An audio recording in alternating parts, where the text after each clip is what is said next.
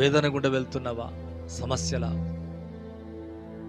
ఈ సమస్యల నుంచి దూరం కావట్లేదు అనుకుంటున్నావా?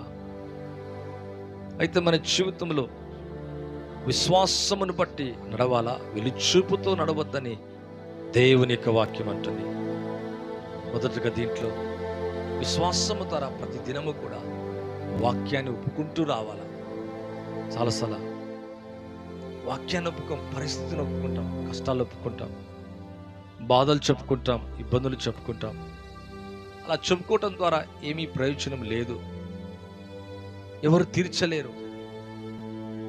దేవుడే నిన్ను ఆదుకుంటాడు, దేవుడే నీకు సహాయకంగా ఉంటాడు. విశ్వాసంతో వాక్యాన్ని అనుదినం ప్రతిదినం ఒప్పుకోవాలా. నీ పరిస్థితుల్లో భయం కలిగినప్పుడు ధైర్యపాచనాలు ఒప్పుకోవాలి. అనారోగ్యంగా ఉన్నప్పుడు స్వస్థతను ఒప్పుకోవాలి. ఆర్థిక పరిస్థితులున్నప్పుడు ఆశీర్వాదాన్ని, సమృద్ధిని ఒప్పుకోవాలా. అందుకే యేసు ప్రభు దేవుడిని నీ హృదయంలో విశ్వసించి నీ నోటితో ఒప్పుకున్నట్లయితే, రోమీలకు రాసిన పత్రిక 10:8 నుంచి కనుక చదువు, ఒప్పుకున్నట్లయితే రక్షణ కలుగుతుందంట. హృదయంలో విశ్వసించినప్పుడు నీతి కలుగుతుంది, ఒప్పుకుంటే రక్షణ అంట. నీకు రక్షణ కలగాలంటే నోటితో కన్ఫెషన్ అవ్వాలా.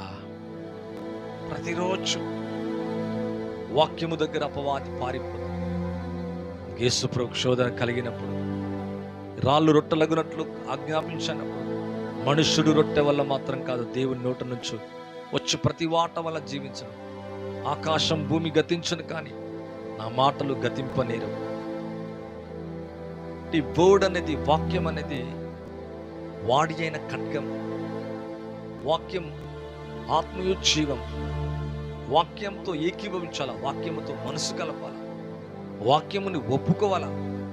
నీ నోటి మీద, నీ హృదయములో, నీ తలంపులో నిత్యం వాక్యము ధ్యానిస్తూ నువ్వు ఎప్పుడైతే వాక్యాన్ని ఒప్పుకుంటావో, వాక్యము దగ్గర, దేవుని మాట దగ్గర అద్భుతాలు జరుగుతాయి. అందుకే లూకా సువార్త 5వ అధ్యాయం కనుక చూచినట్లయితే, సీమోరుదైన పేతురు దోణి ఎక్కి ప్రభు వాక్యాన్ని బోధించిన తర్వాత ప్రభు అంటున్నాడు, ఈ దోణి కొంచెం లోతుగా వేసి చేపలు పట్టంటే రాత్రంతా ప్రయాసపడ్డామయ్యా, ఏమీ దొరకలేదు, ఏమీ కలగలేదు. ఆయనను నీ మాట చొప్పున, మాట దగ్గర అద్భుతం ఉంది పిల్లరా, అది ఒప్పుకోవాలి.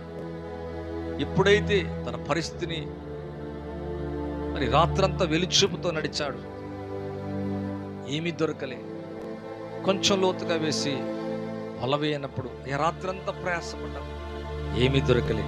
ఆయనను నీ మాట చొప్పున వలవేతునని చెప్పగా, వల వేసి 2 దోణులు నిండిపోయినట్లుగా, వల పిగిలిపోయినంతగా, తన దోణి మునిగిపోనంతగా తన జీవితంలో గొప్ప ఆశీర్వాదం రాత్రి చూడలే, కానీ ఉదయకాలము వెలుచూపుతో కాక వాక్యాన్ని ఒప్పుకొని విశ్వసించి దేవుని మాటను, ప్రభు యొక్క మాటను నమ్మి లోతుగా వెళ్ళి వల వేసినప్పుడు గొప్ప చేపలను చూచినట్లుగా, రాశిగా చూచినట్లుగా చూస్తున్నాడు.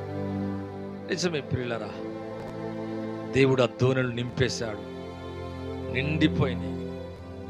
ఎంత అద్భుతం! ఖాళీగా ఉన్న దోణులు. ఎప్పుడైతే మనం కూడా అలాగా మన జీవితం ఉంటుందో, ఆత్మలతో నింపబడతాం, అభివృద్ధితో, సమృద్ధితో, నెమ్మదితో, సమాధానంతో. నథింగ్, అక్కడ ఏమీ లేదు. వలలు పిగిలిపోనంతగా, దోణులు నిండిపోనంతగా దేవుడు కార్యం చేశాడు. మరి ఎవ్రీ ల్యాక్, ఖాళీగా ఉన్న నీ జీవితాన్ని ఆత్మతోను సమృద్ధితో నింపాలని ప్రభు కోరుకుంటున్నాడు. నీ లైవ్ ద్వారా మీ జీవితాన్ని ఆశీర్వాదాలతో నింపునుగాక.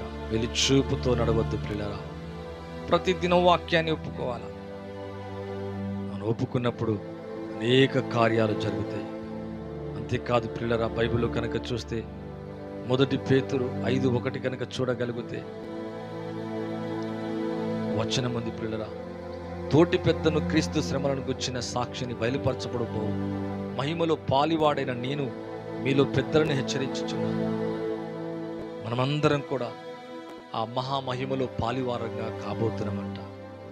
అంతేకాదు యేసు ప్రభువులో కూడా దేవుని ఆత్మ మహిమలో పాలివారంగా మనం ఉండాలా. బయలుపరచబడబో మహిమలో పాలివాడన నిన్ను మీలో పెద్దలను హెచ్చరించుచున్నాను.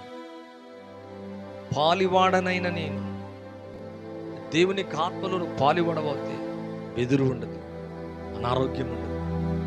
అందుకే ఏలియాని వెంబడించిన ఎలీషా, ఏలియా మీద నా ఆత్మ పాలల్లో 2 పాళ్ళు పాలిభాగస్తుడయ్యాడు కనుక ఏలియా చివరి చేసిన అద్భుతాన్ని వెరీ సింపుల్గా చేశాడు. వెలుచూపుతో నడవలే. ఒక్కసారి ఏలియా దేవుడు ఎక్కడని కొట్టగా 2 పాయలు అయిపోయింది, ఆరిన నేల అయిపోయింది, ఆవలికి దాటిపోయినట్టుగా బైబిల్లో చూస్తున్నాం. మహిమలో పాలివాళంగా మారాలా మీ ఆత్మలు, దేహములు. అందుకే పేతురు యొక్క నీడ పడినప్పుడు అనేక అద్భుతాలు జరిగినాయి. పౌలు గారి జీవితంలో చేతులు పెట్టినప్పుడు మణికట్ల ద్వారా, వస్త్రాల ద్వారా, కర్చీఫ్స్ ద్వారా అద్భుతాలు జరిగినాయి. కారణం ఏంటంటే క్రీస్తు మహిమలో వారు పాలివారయ్యారు. యేసు వచ్చే లోపల క్రీస్తు యొక్క మహిమలో మనం కూడా దేహములో, ఆత్మలో ఎప్పుడైతే దేవుని ఆత్మలో పాలివారం అవుతామో మన దేహంలో కూడా ఆరోగ్యం ఉంటుంది, ఆర్థికంగా దీవించబడతాం, మనసుకు నెమ్మది ఉంటుంది. కనుక వెలుచూపుతో కాక విశ్వాసముతో నడవాలి. చేద్దాం అటువంటి కార్యము. ఇక నుంచి, ఈ రోజు నుంచి వెలుచూపుతో చుట్టం ఆగిపోదాం. అంతేకాదు పిల్లలు, ఎప్పుడైతే విశ్వాసముతో నడుస్తామో గొప్పవారి, ఇతరుల యొక్క దయ, పెద్దల దయ, ధనవంతులు, అధికారులు, రాజులు, అధిపతుల యొక్క దయ మన జీవితంలో పొందగలం. అదే షడ్రక్ మెషక్ అబేద్నెగోలు పొందారు, దానియేలు పొందారు. మరి అన్యుల సమయంలో అన్య రాజుల దగ్గర దయను పొందారు. యేసోబంతి దేవుని దయ పొందుకున్నాడు కనుక అన్యుల దయ పొందాడు. మనం ఎప్పుడైతే దేవుని దయ మన మీద ఉంటుందో ఇతరుల దయ కూడా పొందగలం. అయితే మనం దేవుని దయ పొందాలంటే, గొప్పవారి దయ పొందాలంటే వెలుచూపుతో నడవక విశ్వాసముతో నడవాలా. అందుకే యోసేపు ఫరో తర్వాత ఫరోగా మార్చబడ్డట్టుగా ఆ దేశములో సమస్తము తన చేతికి ఒక ఫరో అప్పగించినట్టుగా తనను, తన ఇంటి వారు, సింహాసనం తప్ప అన్నిటినీ అప్పగించినట్లుగా చూస్తారు. ఎంత గొప్ప కృప, ఎంత గొప్ప ఆధిక్యత. గొప్పవారి, ఇతరుల యొక్క దయ యేసు నామములో నీకు కలుగునుగాక. దయ పొందుదువుగాక. ధనవంతుల, అధికారుల, రాజుల, మంత్రుల, పెద్దల, అధిపతుల, అవును, లోకం నుండి గొప్ప గొప్ప వారి దయ మనం పొందాలంటే ముందు ముఖ్యంగా విశ్వాసములో వెలుచూపుతో కాక విశ్వాసముతో నడవగలగాల. లైవ్ ద్వారా మీ జీవితాన్ని దేవుడు అలాగూ దీవించాలని కోరుకుంటున్నాం. మొదటిగా ప్రతి దినము కూడా విశ్వాసముతో వాక్యాన్ని ప్రతిరోజు ఒప్పుకోవాలి, పలకాల. కార్యాలు చూస్తాం. అంతేకాదండి, బయలుపరచబడబో మహిమలో పాలివారస్తుగా చేస్తానంట. ఇంకా దేవుని రాకముందే పరిశుద్ధాత్మ మహిమలు, ఆ గొప్ప మహిమలో ప్రత్యక్షం కాబోతున్నాం. ఆ మహిమలో పాలివారిగా భూమి మీద ఉండాలా, ఆత్మీయంగా, శారీరకంగా. అంతేకాదు ప్రియులరా, గొప్పవారి దయ పొందుదామంట. ఇతరుల యొక్క దయ, దానర్థం ధనవంతులు, అధికారులు, అధిపతులు మనకు అవసరం. వారందరి దయ మీకు కలుగునుగాక. మీ పరిస్థితులన్నీ మార్చబడునుగాక. కనుక ఈ రోజు నుంచి వెలుచూపుతో కాక విశ్వాసముతో మనం నడుద్దాం. విశ్వాసముతో అడుగులు వేద్దాం. ఎర్ర సముద్రం అందుకే వీడిపోయింది, ఎరుకో కూలిపోయింది, యోర్దాను ఏకరాశిగా మిగిలిపోయింది, మన్నా కురిసింది.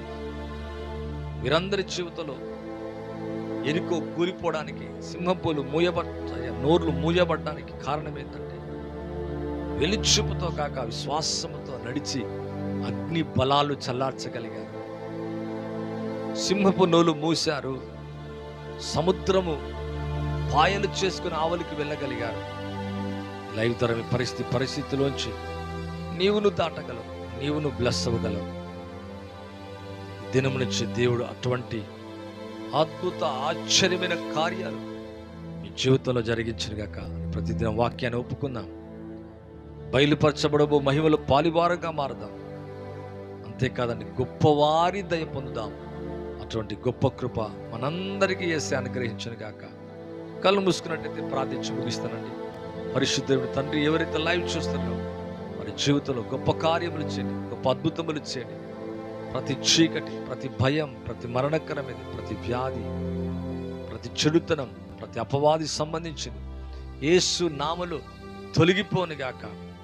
వ్యాధులు తొలగిపోను గాక, బలహీనతలు వెళ్ళిపోను గాక, చాతబడి శక్తులు, మంత్రక శక్తులు యేసు నామములో తొలగిపోను గాక.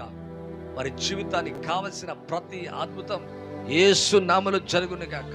మరి కన్నీరంతా తుడవండి. బలమైన మీ కార్యం ఇచ్చేయండి. తగ్గించుకుంటూ మీ నామాన్ని ఇచ్చిస్తూ యేసుక్రీస్తు నామములో నీకు వేడుకుంటున్నాను తండ్రి. ఆమేన్, ఆమేన్. థ్యాంక్ యూ అండి.